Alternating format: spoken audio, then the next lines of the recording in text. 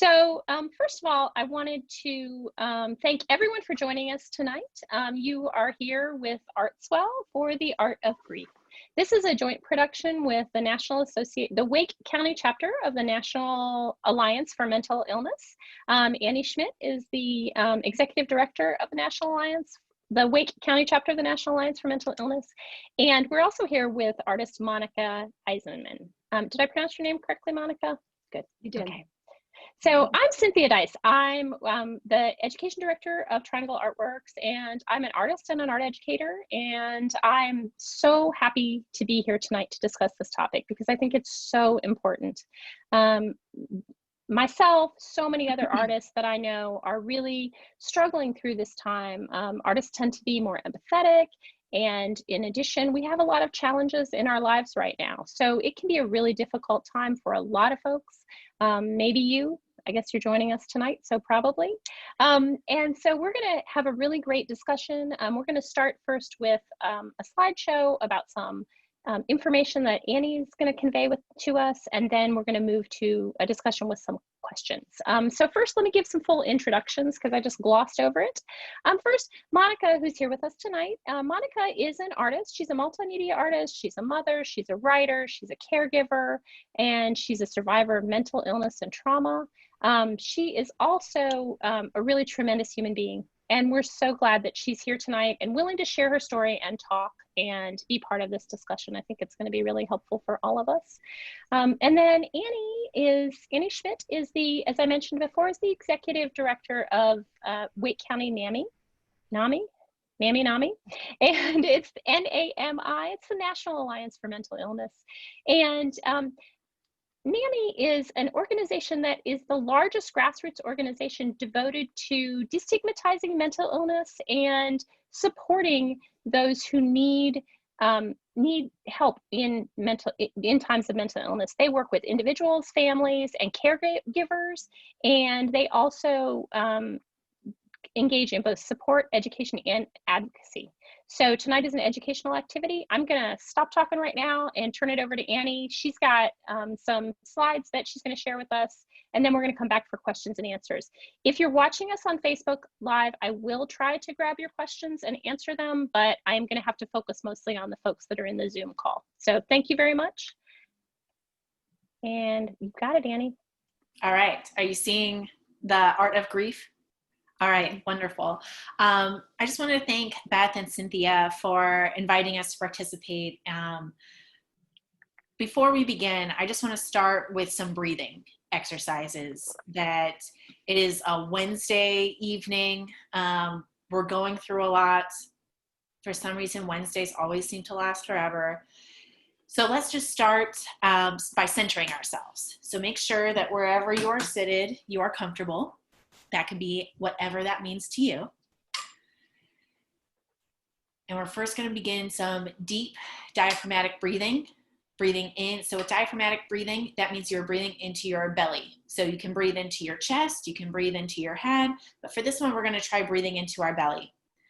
So you can put your hand right at the edge of your ribs, which would be by your diaphragm. And first, we're going to breathe in for 3 seconds. Make that belly big, hold it. Breathe out for 3. Hold for 3.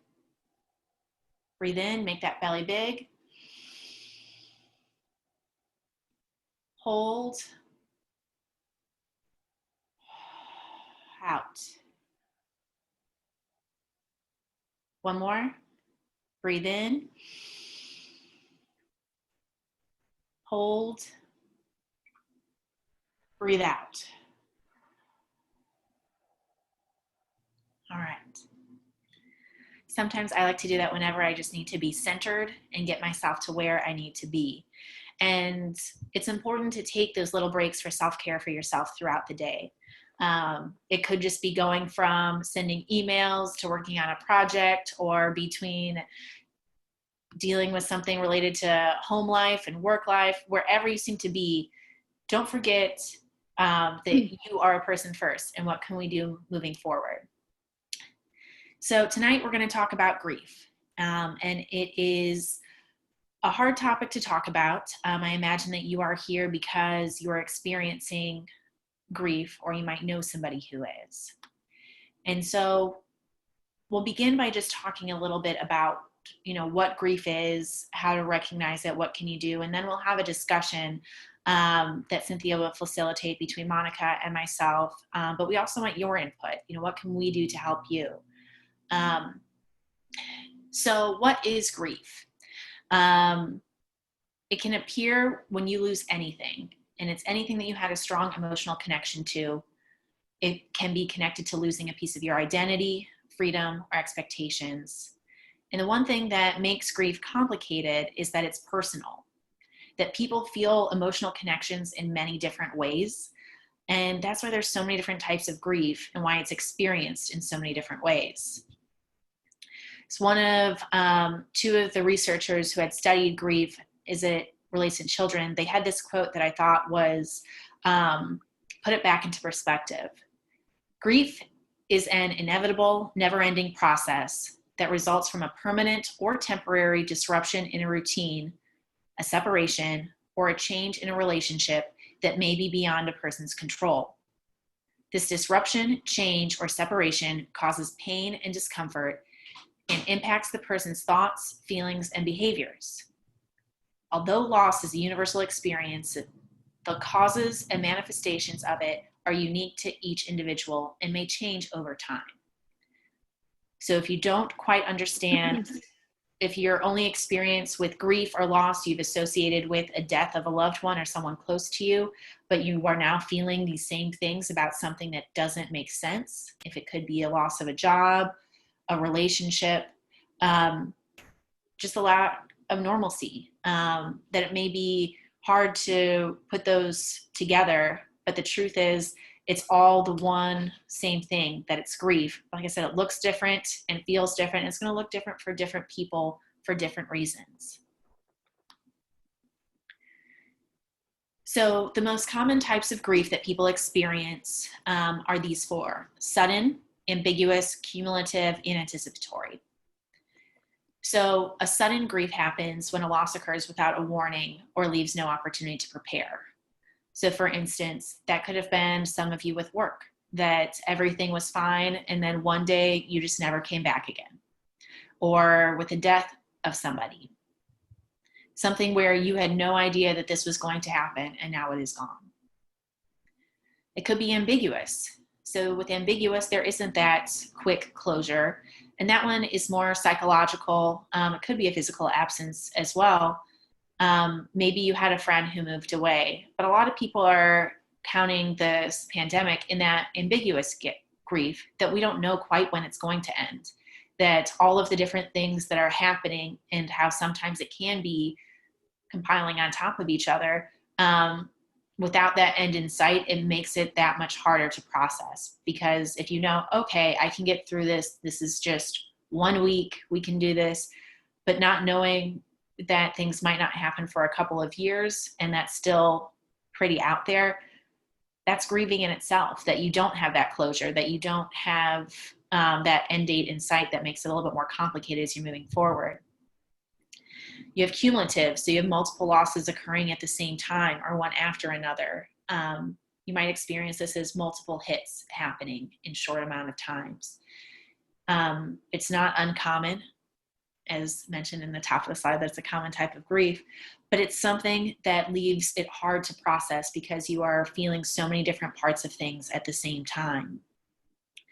And anticipatory would be a loss that is yet to come. People feeling sadness, anger, fear, and loneliness in emotional preparation for loss. And that is most common when you see somebody who has terminal illness and you are waiting, you know the future, you know the inevitable outcome, and you're feeling that grief ahead of time. And as much as we try to be present, sometimes it's hard to get away from it. But really any type of loss can trigger grief. It could be job loss, financial anxiety, a loss of safety, feelings of isolation, changes in daily habits and routines, special events or plans that may have been canceled, clashes within your family over how to protect yourself. I can speak to my family in multiple ways about that one, that especially with this pandemic, everyone is treating this differently. Some people are locking themselves in their own bubble. They are isolating, while other people in their close group might be going out. And it's hard to have those conversations because you have that grief in there. That's how are we reconciling this at the same time? And of course, worries regarding how to pay rent and other bills.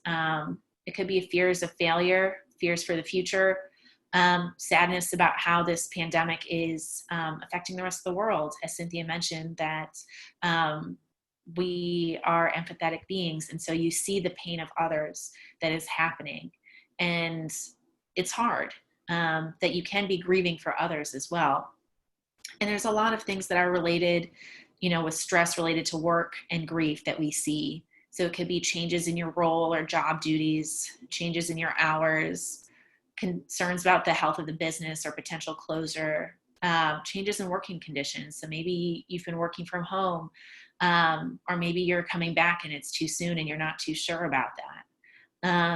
That you might not have that same connection from your coworkers, or maybe with the loss of the job, you also lost that support system of how you were getting through work. And also if you're worried about coworkers who have contracted the virus and what are they doing? So one of the things that commonly comes up with grief is that there are stages. And it's gone back and forth with people, different psychiatrists believing in the stages. A lot of them are in similar, if this is one thing about the stages is that everybody thinks that it's linear, that it must go from this to this to this, but it's not really how that works out. That everything is a mumble jumble, that if you have seen The Good Places, they talk about how time is Jeremy Bearimy. It's not a linear thing, that sometimes you're going well and then you're right back at the beginning. And it's hard to comprehend that. And you might think that you're failing or that something isn't right, that you're going back to the beginning. The person who initially created those stages is Dr. Kubler-Ross, and she studied it focused on terminally ill patients, specifically those with cancer, but others use them to related to their own personal loss. Her stages were denial and isolation, anger, bargaining, depression, and acceptance. And as everybody's tried to build off of that, they have found, British psychologists had found that with children, those stages also include numbness and shock, yearning and searching, despair and disorganization, and then reorganization and recovery. And what I think is important with this, as I mentioned, that things go in cycles, that just because you have gone from this isolation and denial, maybe into a depression or anger or yearning and searching, that you might go back and forward and you might skip some stages in the process. What's important at the end is that recovery and acceptance is possible. And it's hard to see that is there when you're going through it, but it looks different in everybody. And so we'll talk a little bit more about what that acceptance and recovery can look like. And like I said, it's tough, and it's something that we don't always know when that's going to happen, because everybody's on their own schedule, but it's something that we can do, that it is possible, that we can get through this. Nayara Waheed, who's a poet, one of my favorite poems from her is a very simple one. It was, "Grieve so that you may be free to feel something else." I heard that quote right after, or I had read the quote right after the death of one of my cousins, and he had died by suicide. It was also in a time when I was going through some intense mental health issues. And I had also moved to the other side of the country, thinking that was how I would fix things by getting away from it. It does not work. It is nice. Oregon is beautiful, but it doesn't solve everything that's going on. And it was the one thing that just spoke to me of, you're right, if I don't feel these emotions fully right now, then I'm never going to get through. It's going to take me so much longer to get through this. So what you might see in yourself or others, if you're trying to figure out, is this what I'm feeling? Here are some of the different symptoms that might pop up as far as focusing, sleeping more or less, the feelings of anger, irritability, and guilt, weakened immune system, fatigue, low energy, and things can change. You might be fine one day and then it might not be that same way the next day. I can personally relate to feeling all of these things in a week, but not necessarily all in the same day or all in the same day at different times.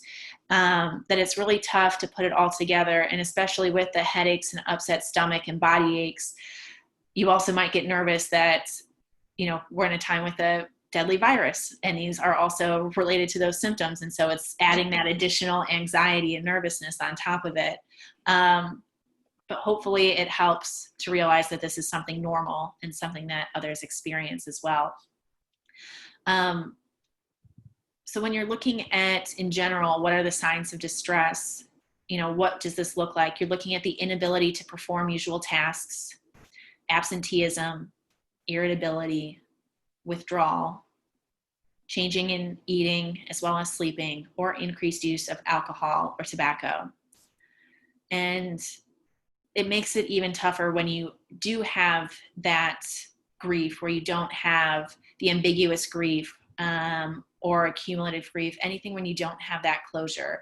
And closure is a tough word to do, but if something happened without getting to say goodbye to your coworkers, or give one of your good friends one last hug before all this happened. Or maybe if you know somebody who has died and you were unable to hold the funeral services or attend them.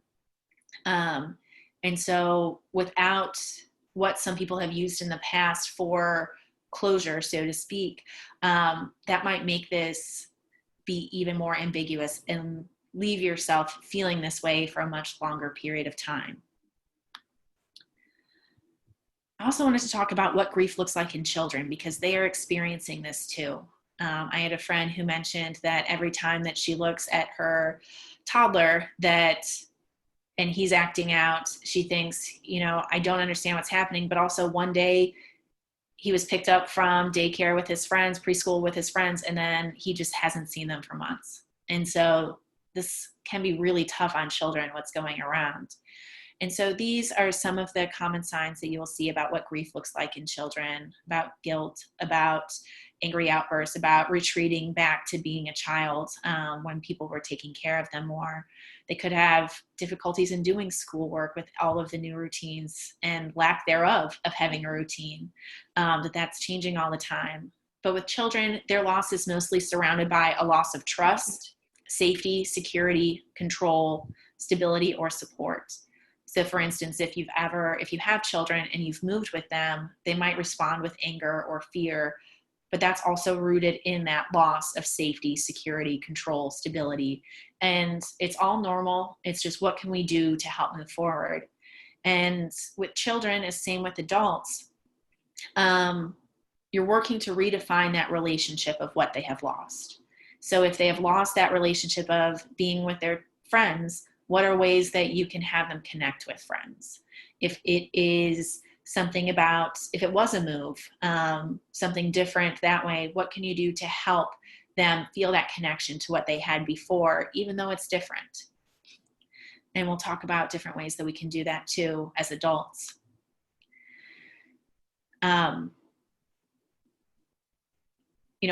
So we'll go into this. So when is it unhealthy? So we've talked about a lot of different things going on and what you're feeling, and that it's completely normal to feel it.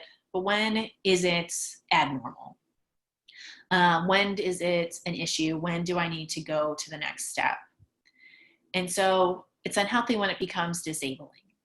And so there are times in the beginning, especially with the death, where it could feel like this is the worst, that you've never felt this numb before, that you just don't know what the future will hold, that is this heavy.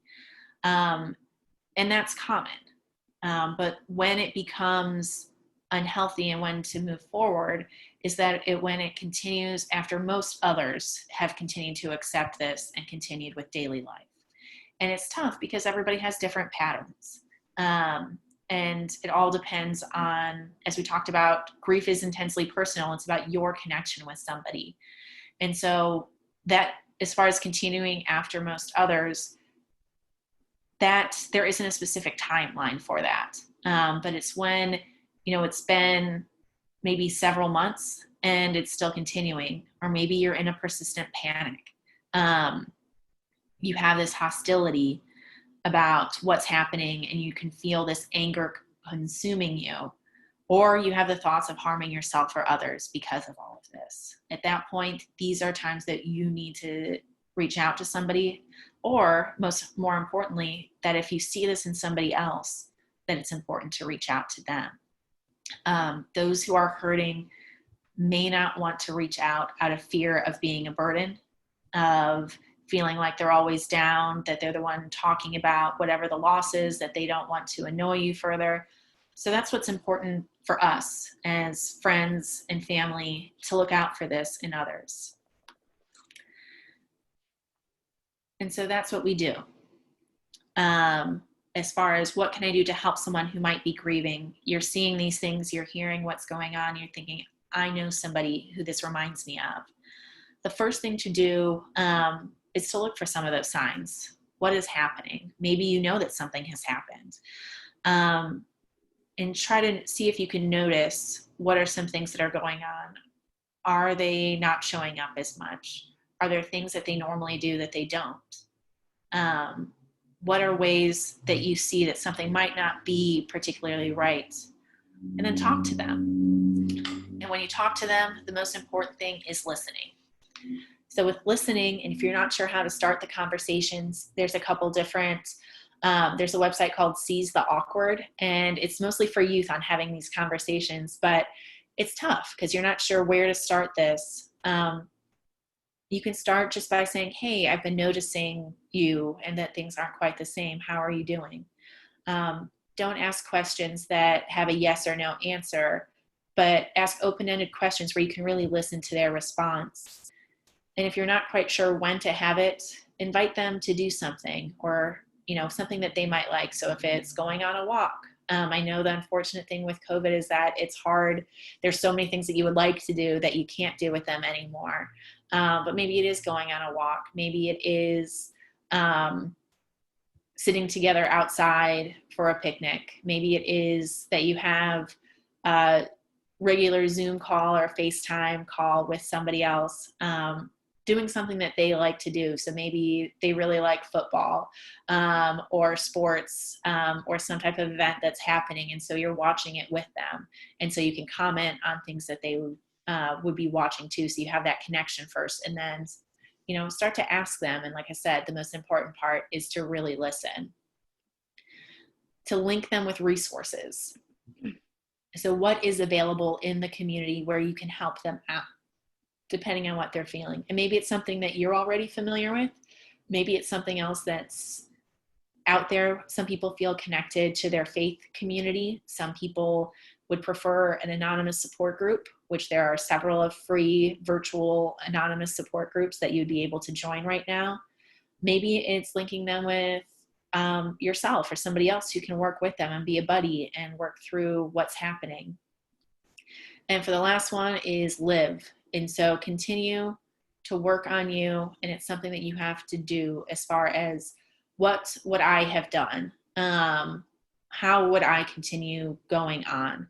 And it doesn't mean that you don't care or that you don't miss someone or something, but try to live in healthy ways and practicing healthy coping skills. And maybe that's something that your friend or loved one would be able to do with you then, as a way to work together in this healing process. So in that conversation, as you're listening to them, reassure them that what they are feeling is to be expected. A lot of times as people are sharing what is going on, they just want somebody who who understands them and empathizes with them. That if you are frustrated with everything, let them know this is really hard. This sucks. Just understand them. It's like, this is completely understandable. What you are going through is normal, and that you're not alone with it. Avoid defining what they should feel or should be doing, that everyone's grieving differently. People move at their own process. Some people, especially after a death, they might be people feel differently about cleaning out a house or doing things differently. Everybody is experiencing this differently, and there is no right way to do it as long as they are doing it, that they are going through the process of handling this loss. Avoid making judgments. So they might be displaying strong emotions or no emotions at all. Again, letting them know that this is normal and that you care for them no matter what, and that you're there for them, and allow them time to get through it. Pressuring people to move on does not help. As I mentioned, there is no timetable that this will happen within a couple weeks, this will happen within a couple months. Everything looks different. And I once heard it described as waves, that there's certain times where waves will hit you and it will hit you just as hard as it hit you the first time, but maybe they won't be coming as frequent. And so everything is very different for each person going through it. And for children, their reassurances would come through that routine and that stability. And what can we do to make sure that children are reminded about how much they are loved and cared for by spending time with friends and family and giving them age-appropriate information. So you might not talk to a 3-year-old about loss the same way that you would talk to a 12-year-old about loss, that they have different levels, and you know that based off of your relationship with the child for how much information they could handle. But making sure that you're looking at them and having that conversation. If you're not quite sure where to start, I can help connect you with some people, or speaking to your regular physician. They might have ideas for things that are age appropriate, especially based off of the emotional and behavioral psychological age of your child.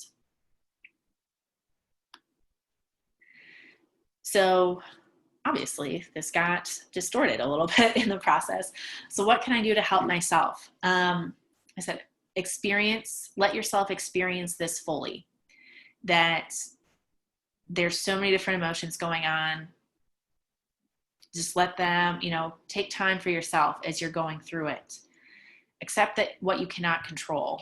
That I know that this is the serenity prayer that's in a lot of 12-step programs, to recognize that there are things that you cannot change. There's a lot of things that we can't do about this virus. We can't control what other people are doing about this either. And for things that are out of your control, it's part of that acceptance of, I can't do anything about this, but what is in my control? You, and how you respond and how you're working through this. What can I focus on that I can control? Reaching out to external support. So there are therapy programs. There's, talk therapy, psychosocial therapy. There is peer support programs. There's a lot of peer-led support groups. And maybe you have your own support system with friends, family members. You know exactly which family member you can call and vent to about this. But, I'm definitely not talking to this other family member or this person. You have the people who you go to. Reach out. And I know that's really tough to do when you are down. And you don't have to tell them everything when you reach out. It could just be saying, hey, can we go for a walk? You don't have to tell them everything that you're going through right away, but don't be afraid to reach out. And as I said, there's a lot of, especially right now, virtual support groups that you'd be able to join and connect with. Remember that it is not linear, and be kind to yourself. And the one thing that I mentioned as far as starting new routines, what can you do to help find new ways to replace what you have lost? And so if that is having, more FaceTime, more Zoom, maybe you're sending people letters in the mail. I know a lot of people have been liking getting the letters in the mail right now. So what are new ways that you can redo these routines? I saw a thing on Nextdoor today where somebody was playing live music on their porch, and people were just commenting about how happy they were. They're like, I am so happy. It's been such a long time since I've heard live music, and live music was healing for me. So thank you so much for what you're doing. So there might be other ways that we can come together for this. And that is the end of my presentation for this. And so now I will send it back over to Cynthia so we can start having a discussion.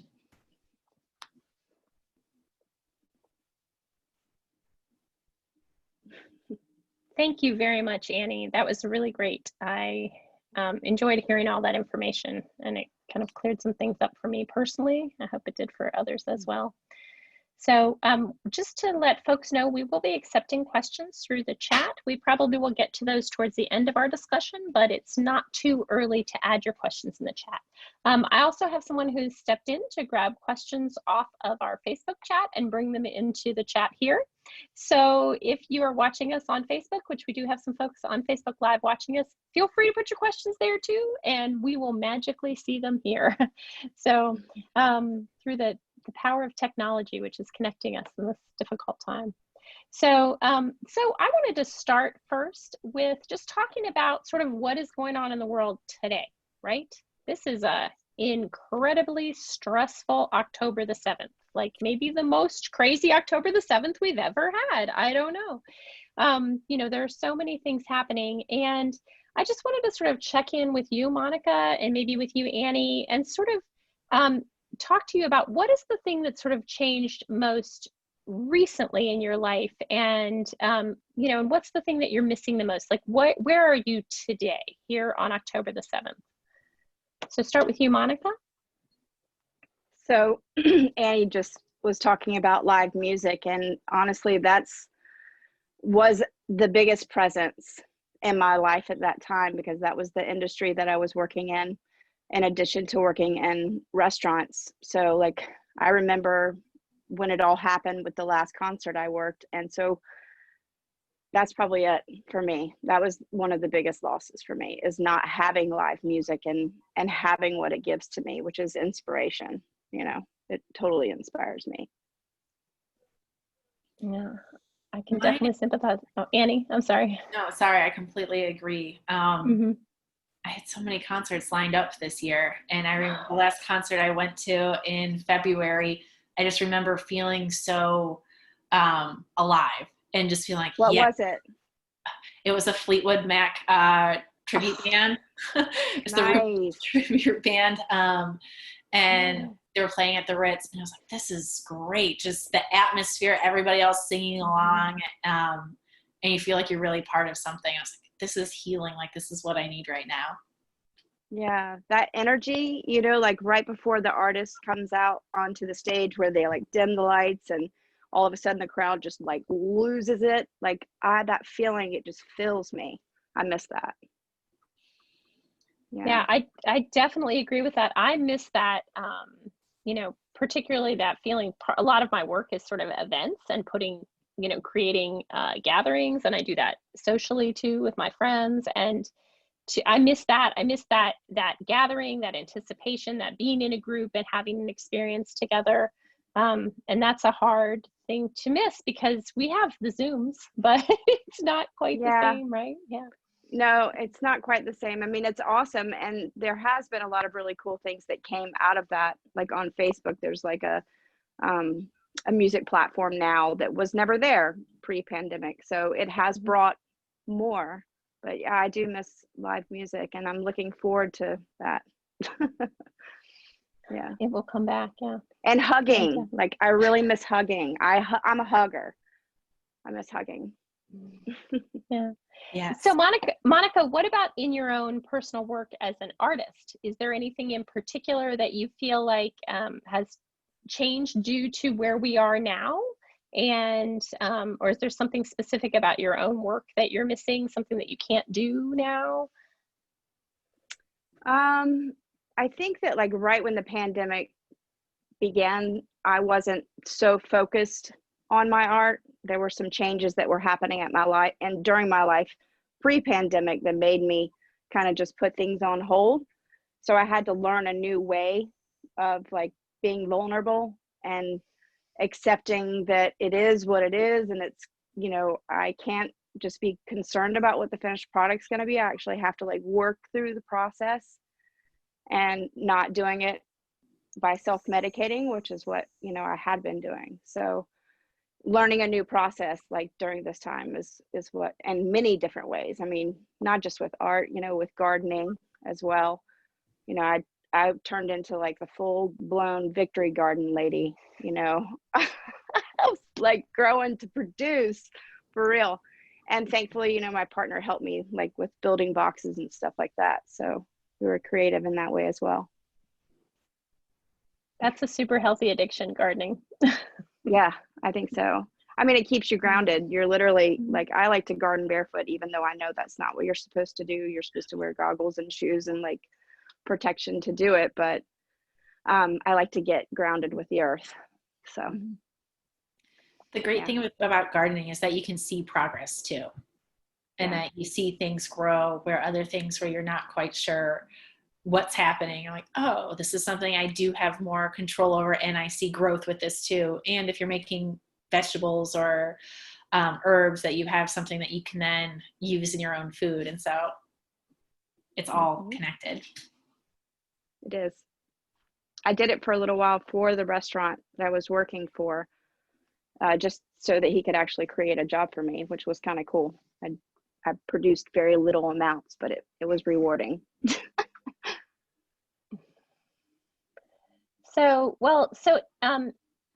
Monica, when you like, what was your thing that what was sort of your path through grief over this last year? What were your stages that you felt that you were going to, and sort of where do you feel like you are right now in that process?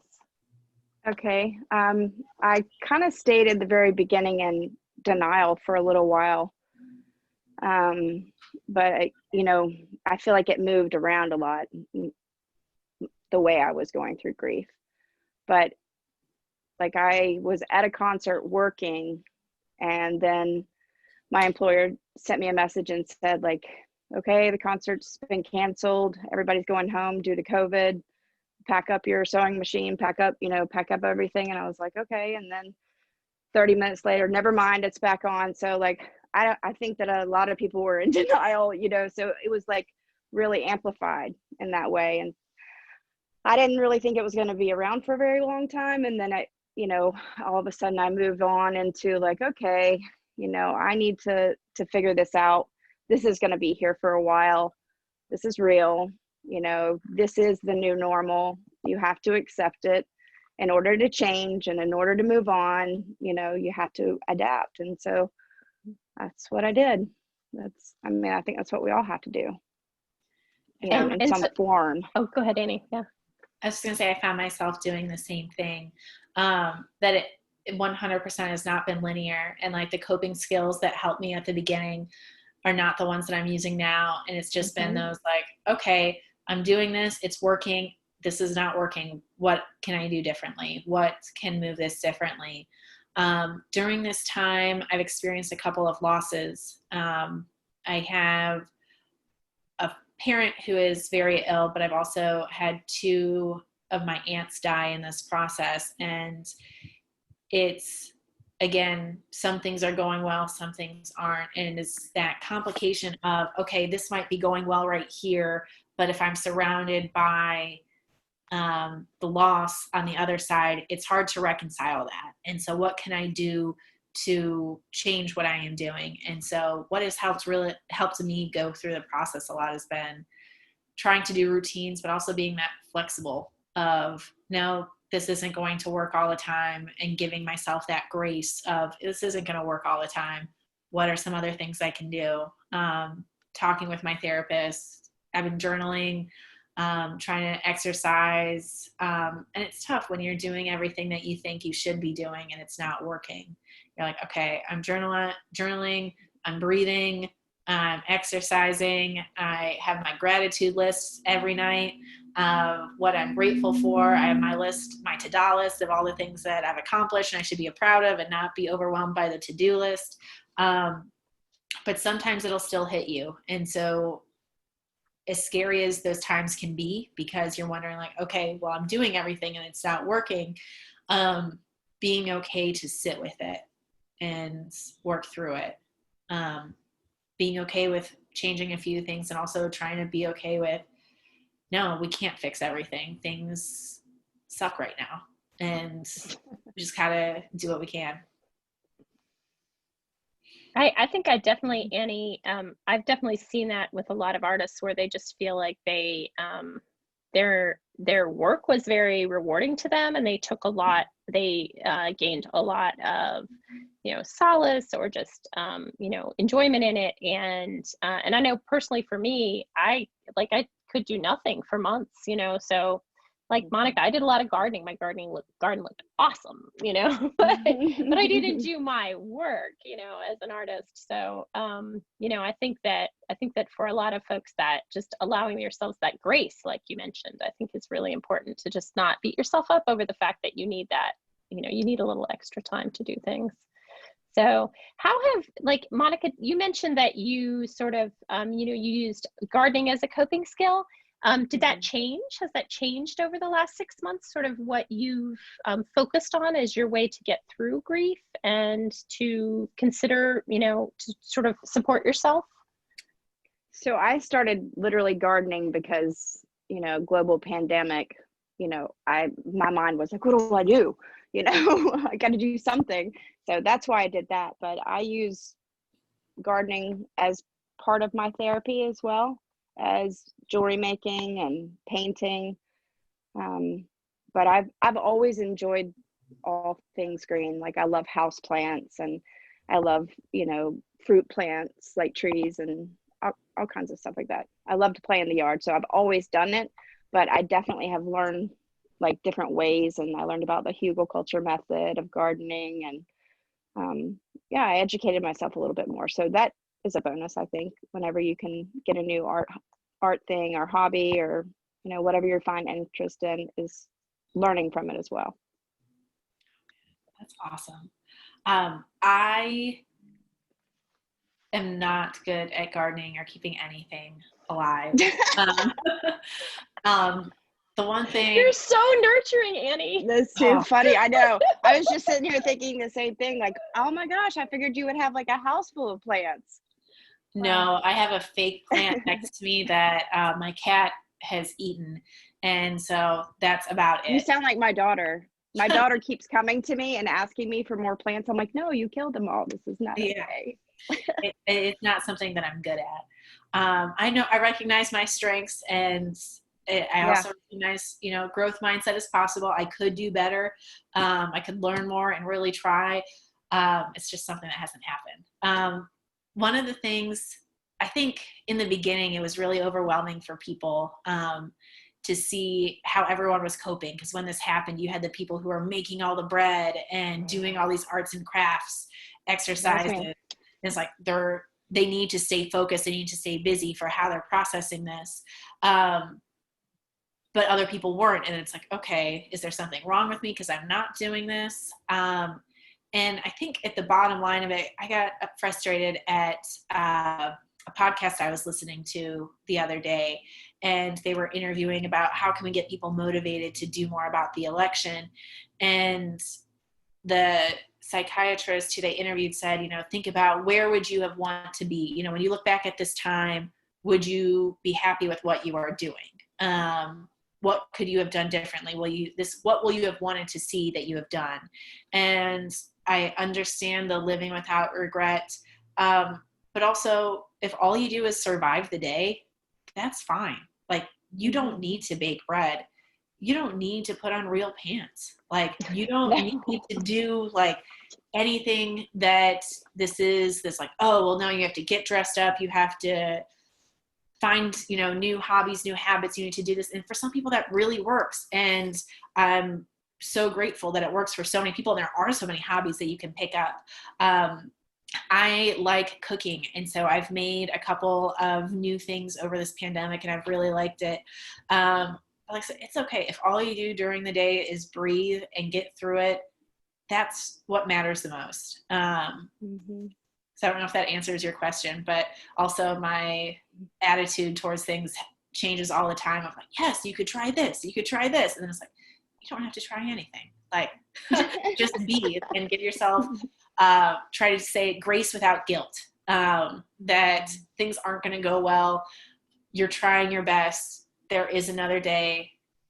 This is a pandemic. Like, this is something that except for Cynthia, who has family stories about surviving pandemics. But in this particular moment of everything that we're going through, nobody has experienced this before. And so anybody who has, this is what you need to be doing right now, I just delete all those emails like, you need to be doing this, you need to be doing this.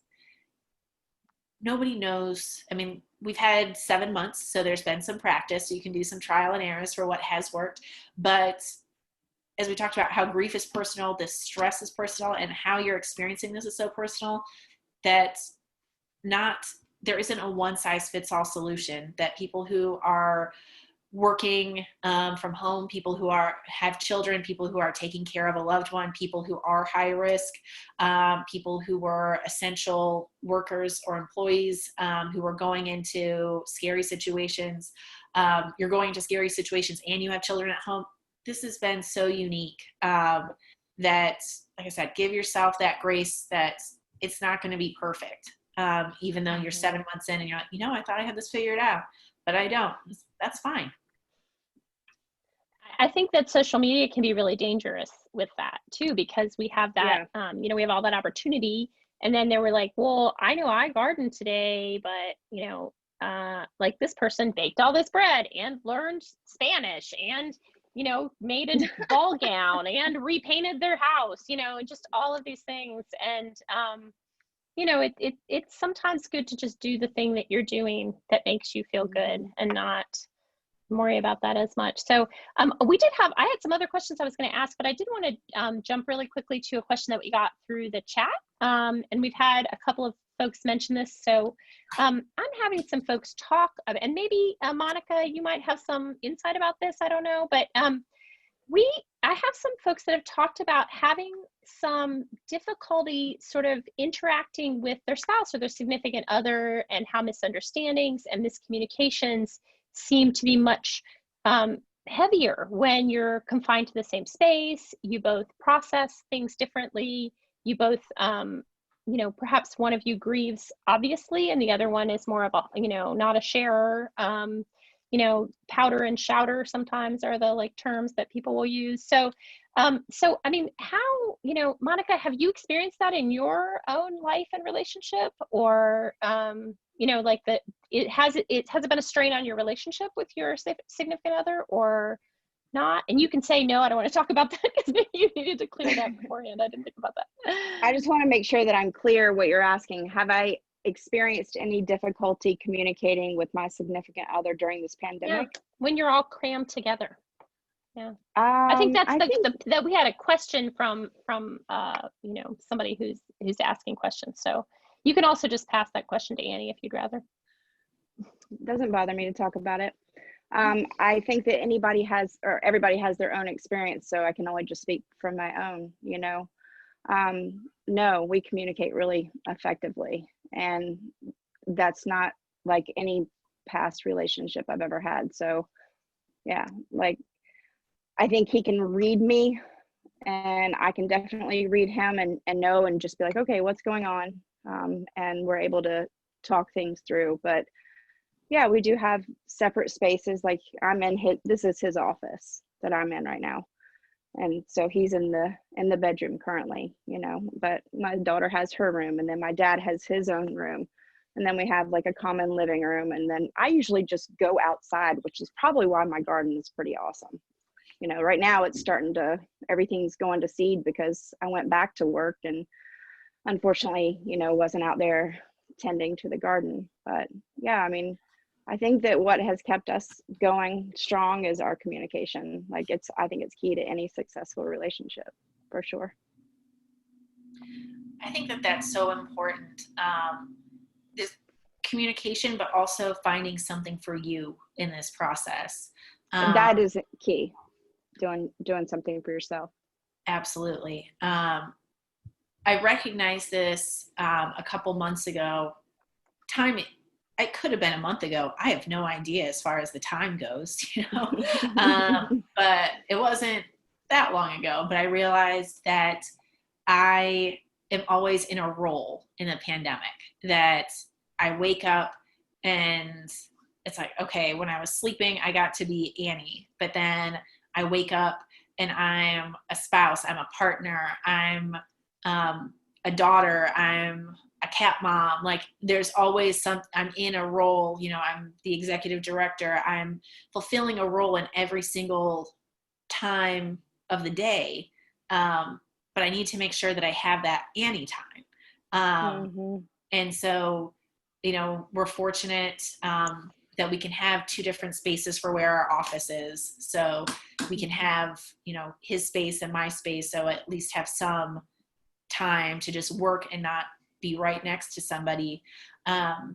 But finding ways to keep things for me. And I think that that's one of the things that has worked with my husband as well, is that he loves waking up early and having a cup of coffee. He reads the news and exercises, and I love sleeping in. And just because he gets up early and is doing that routine, that's fine. I don't have to join him for that. I would prefer to sleep in. But it's having that communication and setting those boundaries. And if I said, I don't have children, but when I've been speaking with my friends who have children, it's finding that time to get away. And so they can just be them. And so maybe it's like, okay, well, we're going to schedule a walk. We're going to schedule, you know, I'm just going to call you on FaceTime. If it's not good, you can hang up. There's no pressure to do anything. But what can I do so we can just have that time where you are you in what you are, and finding your people with that too. That I have support groups that I go to where I just need to go and talk to people and just be like, this is, you know, blowing my mind up. This is way too much stress. I can't do it. And people who can then just be there and have that fostering back and forth. So I would agree that communication is important, and remember to have the you time. I would definitely have those. And you definitely need to say something about it if you're not getting it, for sure. Yeah. And speaking as I'm a parent of teens, and that for us has been a really big shift. You know, my children have gotten older during this time period, which teens change a lot like toddlers do really quickly. But also just giving a little more space than we previously did, you know, and really because we are all in the same house all day long. We're eating every meal together. Like, you know, their ability to kind of be out and do things with their friends has really been compromised. And you know, and with my husband, just recognizing that we need our space and, you know, really encouraging each other to do that has been essential, I think. And, you know, I can definitely concur with both of you on that, certainly. So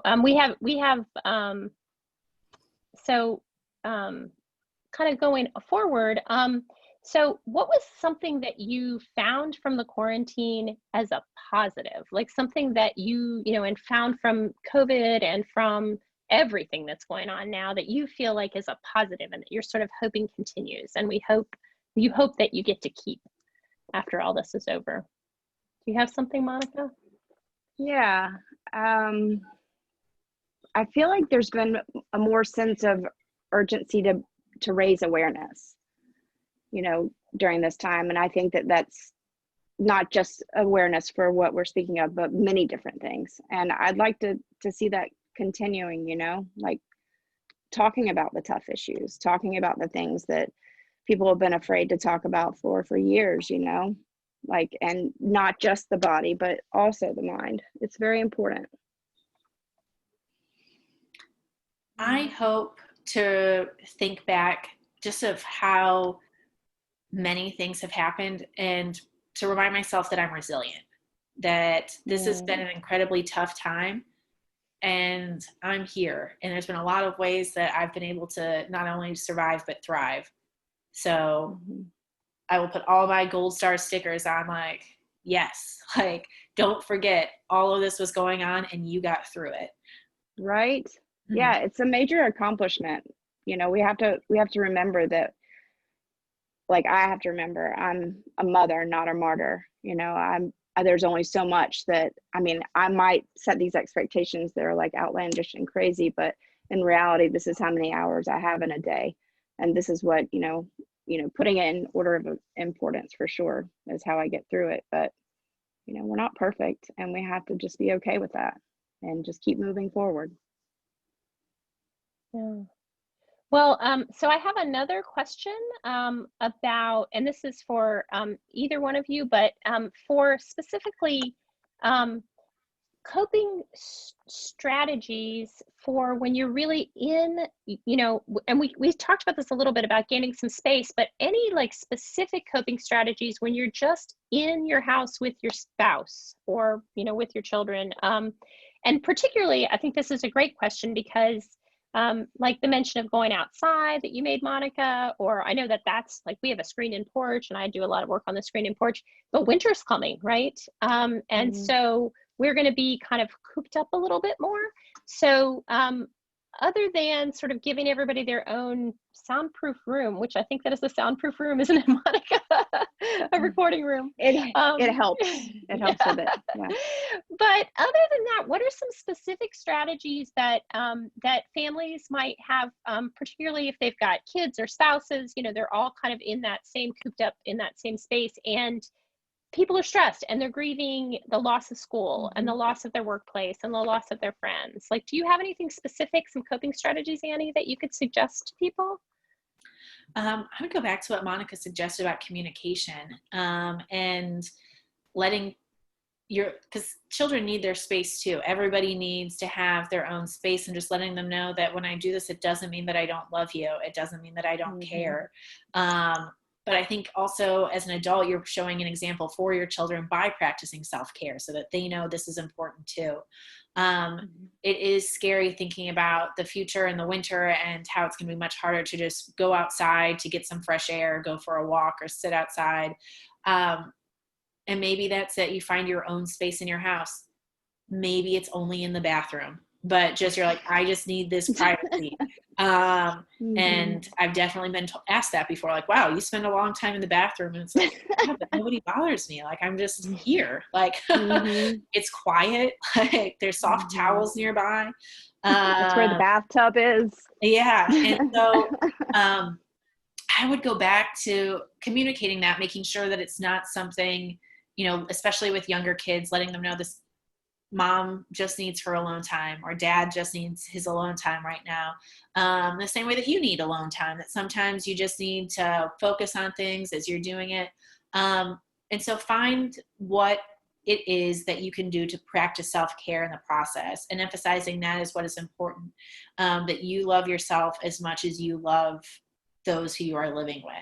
And that could be finding, like I said, finding your own space. It could be finding your own activity, and being okay. And because before people were able to go out, kids were able to go meet up with their friend when they wanted to get away and not be at home anymore.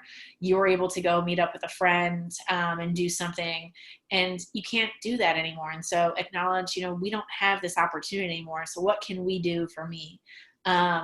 And so what are your effective coping skills? What does self-care mean to you? What does self-love look like? And how do you love yourself?